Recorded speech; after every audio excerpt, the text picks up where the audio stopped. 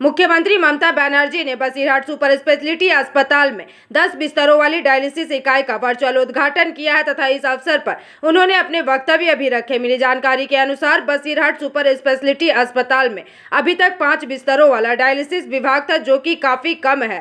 अस्पताल प्रशासन इस 5 बिस्तरों वाले डायलिसिस विभाग के साथ इस अस्पताल में डायलिसिस रोगियों के दबाव को संभालने में सक्षम नहीं था।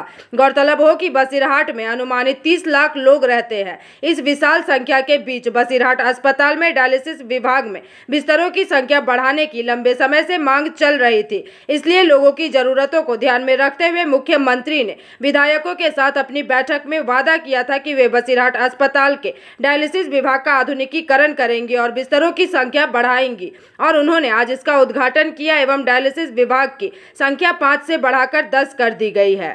আমরা একটা মোবাইল ফুড টেস্টিং ল্যাব পেয়েছি, যেটা অ্যাম্বুলেন্স টাইপের, সেটাও আজকে উদ্বোধন হলো।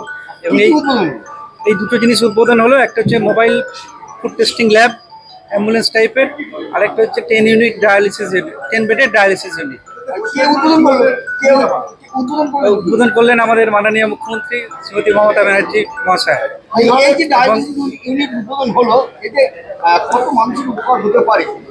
আমাদের জেলায় 26 থেকে 30 লক্ষ মানুষ আছেন, সবাই উপকৃত হবেন। এবং এছাড়াও আমাদের বেড সংখ্যা বাড়ার জন্য আমাদের আরও প্রায় 40 থেকে 50টা পেশেন্ট আমরা এক্সট্রা নিতে পারবো।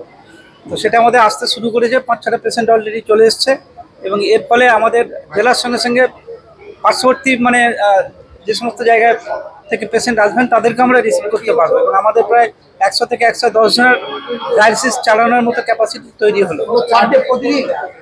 বার্থডে নয়, পুরো 100 থেকে 100, এরা হচ্ছে সপ্তাহে 2 দিন অথবা 3 দিন করে তাদের ডায়ালিসিস হয়। এবং 4 ঘন্টা করে সময় লাগে। আমরা 4টা থেকে 5টা সেশন করতে পারি। এইভাবেই আমাদের ডায়ালিসিস ইউনিটটা চালু থাকছে। না, ডায়ালিসিস ইউনিটে আমাদের খরচ কিছুই নেই। আমাদের ইলেকট্রোলাইটিন ইঞ্জেকশন থেকে শুরু করে অন্য যা কিছু আছে সবই আমরা নিজেরাই কিনে দিই। এবং আমাদের ডায়ালিসিস ইউনিটে আমাদের ল্যাব টেকনিশিয়ান আছেন এবং ওখানকার ডায়ালিসিস টেকনিশিয়ান আছেন, একজন মেজর, বিনা খরচে সবটাই। এবং যারা কোন ব্যুরো রিপোর্ট, PVTV নিউজ।